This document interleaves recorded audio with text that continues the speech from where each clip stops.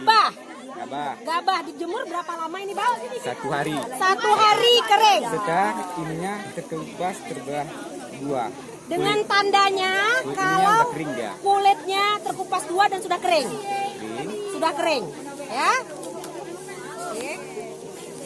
Dari sini masuk ke pabrik lagi, pabrik kopi Setelah gabahnya kering, masuk ke pabrik kopi untuk mendapatkan buah labu.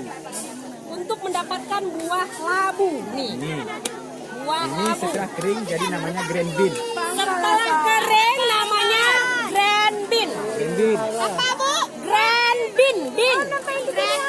Grand bean ini berarti yang sudah tidak ada kadar airnya lagi. Yang Karena tidak mengandung air sudah lagi. benar-benar kering, tidak mengandung kadar airnya lagi. Dijemur kalau cuacanya bagus sekitar 3 hari 4 hari. Dari kering. gabah tadi, Pak. Dari gabah tadi. Gabah tadi Iya. dijemur lagi 3 hari 4 hari.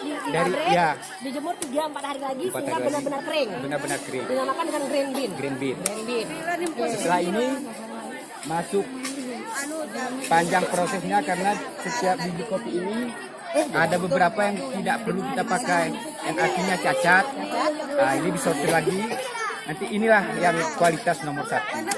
Dari pabrik tadi yang namanya grand bean ternyata disortir lagi, dipilih lagi mana yang terbaik. 3 kali sortiran lagi. 3 kali sortiran. Tahu sortir, Nak? Tahu penyaringan, disaring lagi. Dipilih, Yang dipilih busu-busu diambil, selektif. yang nggak bagus diambil. Nah, dari sini suaranya Ibu, cuma deh. volume perbesar sama Ibu.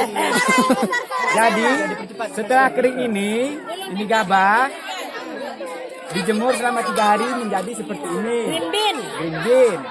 Setelah ini masuk ke mesin roasting akan dibuatkan menjadi bubuk kopi.